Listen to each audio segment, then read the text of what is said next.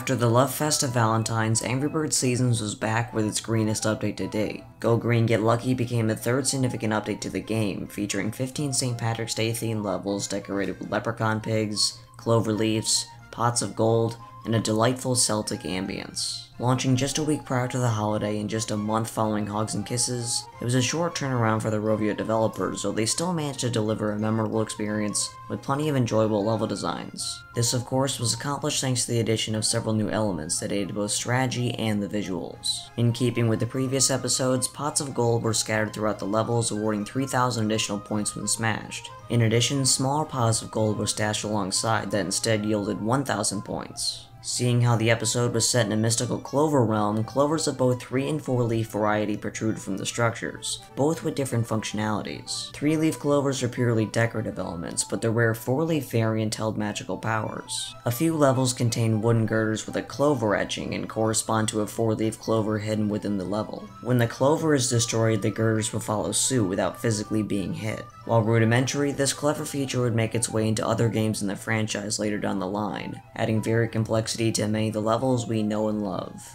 As with the Valentine's Day version, you can unlock 3 bonus levels by just liking the game on Facebook. And surprisingly, Facebook greeting cards returned as well, with 5 all-new designs to send to your friends, including this one. As luck would have it, Rovio once again called upon Commonwealth to release a set of plushies based upon the seasonal update, with the pre-order window opening at the dawn of the new year on ToyWiz.com. We had become accustomed to seasonal releases featuring several characters either inspired by or directly appearing in their respective episodes, but this time around, there appeared to be only 2, and ToyWiz only provided listings for the 5-inch size variation. Perhaps this was a reflection of the relative magnitude of the holiday, as St. Patrick's Day, although culturally significant in parts of the world, pales in comparison to the likes of Christmas or Halloween. The duo launched in February, available through ToyWiz of course, but sparsely found as specialty retailers and claw machines as well. This was before the proliferation of the internet, meaning not many consumers were even aware of this release, let alone where to find them. If you were in the know, you likely got your hands on these and felt a little underwhelmed with the product. But then again, what other accessory would they include here? Just as they did with the season's greeting set, a buckled leprechaun hat was placed into the generic red and minion pig patterns, which reflected the sprites that appeared in the levels. The hats were a light green color, perhaps a bit more saturated than the green used in the pigs, with a brown stripe and stitched on gold buckle that mimicked a belt. In ideal condition, these hats look fantastic with regard to their appearance. Cylindrical shaping with a protruding brim underneath the belt, it looks nearly identical to the one featured in the game. However, the hats are composed of a stiff yet ductile fabric and there's zero stuffing on the inside to maintain its shape. As a result, the hats more often than not revert to an irregular state with uneven distortions. The CEO of Commonwealth even admitted to me that they should have shipped them with tissue paper or some other substitute to ensure this did not happen. Disappointingly, their side tags did not mimic the contemporary app icon unlike every season set before, and you've gotta wonder why this was the case. But we'll get back to this idea later. So this was it. Just 2 characters and 1 size variation with limited availability. Feels like this set should have been marked as limited edition like the winter attire set, and I'd even consider the set to be more obscure. But I can already hear you typing away in the comments. Didn't they produce 8-inch variations too? That's what I always assumed, but it would appear as if this fallacy is a Mandela effect of sorts. And it all stems back to these stock images. These Photoshop stock images have been floating around the internet for over a decade. Yet, can anybody tell me where they come from? The earliest appearance of these two seems to track back to this Toy Insider article showcasing various St. Patrick's themed toys. And ever since, many myself included have falsely assumed these were released in 2 size variations. But that was never the case. There are 0 documented eBay listings showing such an item, and no archive Toys listings either. But here's where it gets even more interesting. They sampled them, and in fact they did so twice.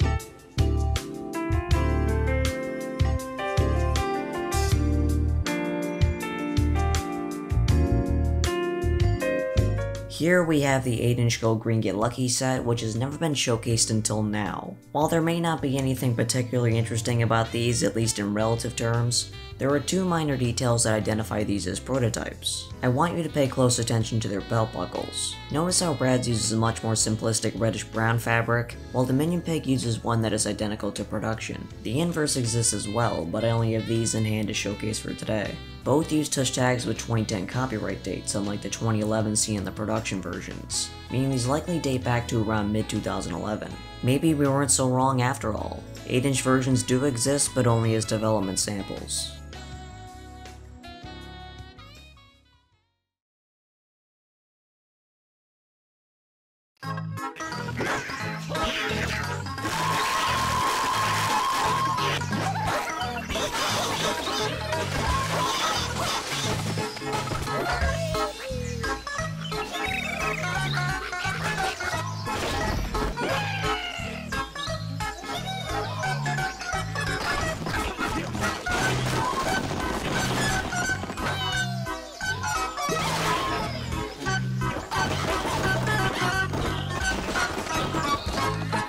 During what was the golden era of Angry Birds seasons, the Rovio team delivered yet another masterful level pack appropriately called Easter eggs. Being one of the last core holidays they had to cover, it was an obvious choice for the April update, which appeared to be becoming a trend. As you would expect, pigs with pink bunny ears both big and small sat within the structures, including King Pig.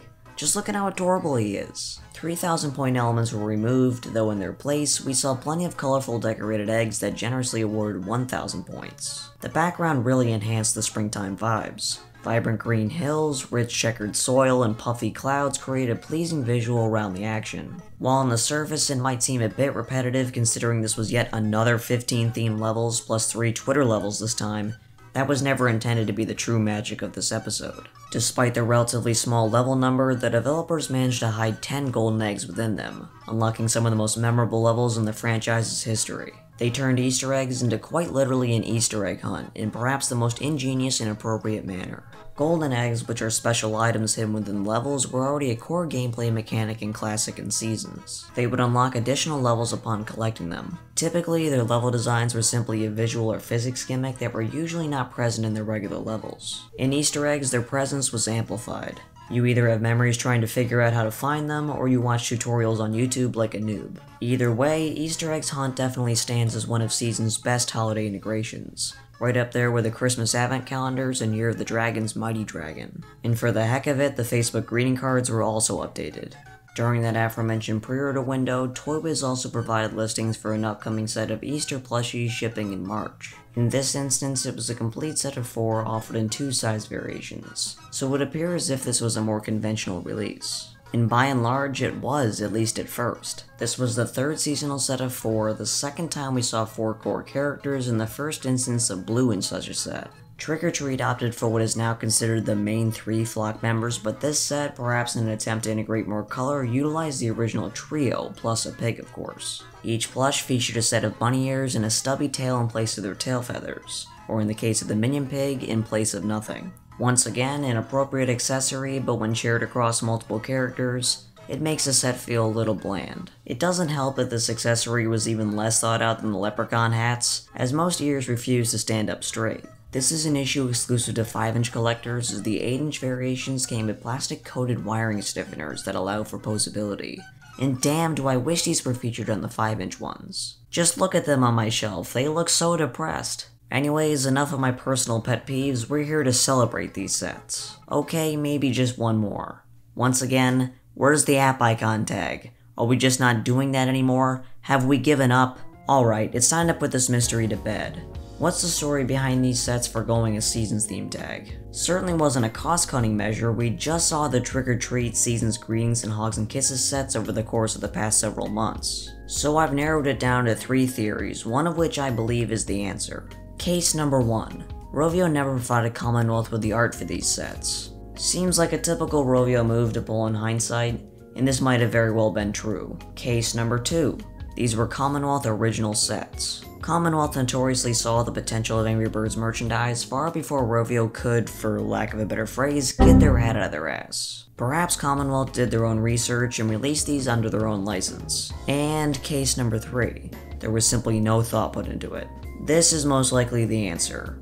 I'm all for perpetuating a mystery and exaggerating the details, but the simplest explanation is often the best. Unlike the other seasonal sets, Easter eggs never found their way into claw machines through Good Stuff's distribution. Simply based upon that fact, you can make the case that this is one of the rarest sets in terms of sheer production numbers. But then I mentioned that retailers stock these in mass, which negates that theory. 8-inch versions could even be found in retail display boxes, and those are pretty uncommon. Once sprang and sprung and gone, they disappear from store shelves, but will return with a new production run in the following years, unlike Go Green Get Lucky, which was discontinued after its initial production run. In this case, that was quite fortunate for collectors who came onto the scene later. 2013's 4th generation release, at least here in the US, was a Kmart exclusive and brought with it a redesigned Blue and Chuck, who were welcome additions of course. Commonwealth also gave these releases additional Kmart-specific barcode tags for some reason. I'm sure other countries received these in one way or another, but regardless, they're rather obscure as far as this set is concerned. Even more obscure were Target's 2014 re-releases, that we briefly touched upon last time around. These were perhaps the final hurrah of Angry Bird plush toys at retail, launching in March of 2014. We received the same 4 characters as the previous 2 years, but this time with the addition of Stella. That was a welcome addition, the matte fur wasn't. Okay, maybe to me as a variation collector, I'm into it, but generally these look worse than the originals. Stella added another splash of color to the set, and despite being shoehorned in for sales, it feels natural for her to be a part of this one. As I stated last time, I don't quite understand the purpose of this particular release, which is reflected by the community's recollection of this era. It wouldn't be a Maximus Overdrive over analysis documentary without discussing the prototypes, and luckily today, it's a brief discussion. We talked extensively about the role that eggs played in Season's Easter level pack. That was to be expected, of course an Angry Birds Easter update would implement eggs. Then explain to me why Matilda, the one flock member that's quite literally egg-shaped, wasn't implemented into the set. Let's cut to the chase. In a Family Gamer TV behind-the-scenes video titled Angry Birds Brand from the White House to Outer Space, 2 Rovio employees recount their journey with Angry Birds and the different opportunities they had to create some unusual collaborations and projects. The content of the video is certainly interesting on its own, but it's what lies in the background that steals the show. This was yet another circumstance where Rovio came off as blissfully unaware of what was perched around their headquarters. Or maybe they're aware and they're just messing with us. But part of me suspects they're too ignorant for that. As I zoom in, you can clearly identify this 8-inch Easter Matilda sample barely on screen. How this remains in Rovio's hands just lying in plain sight will remain a mystery. But nobody in this community will complain about this discovery. So there you have it. A comprehensive overview of the Commonwealth Angry Birds Go Green Get Lucky and Easter egg sets. Figured it would be best to cover these 2 in one video since they share many characteristics and trivia, but don't have enough substance on their own to warrant a full retrospective. It's certainly a shame to see these become the final season's plush sets.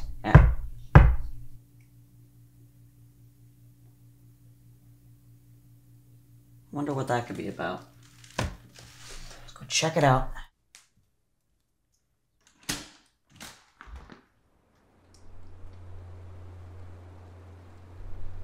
Oh, it's 2016 re-release Postman Pig. I see him all the time.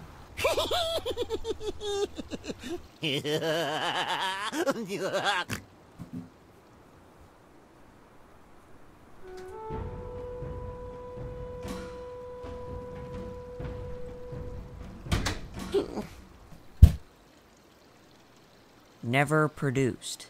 CWT number 00. Well, that sounds quite mysterious now, doesn't it? It seems awfully coincidental that a box labeled Never Produced shows up at my door as soon as I start talking about the end of the season's plushies. I suppose there's only one way to find out.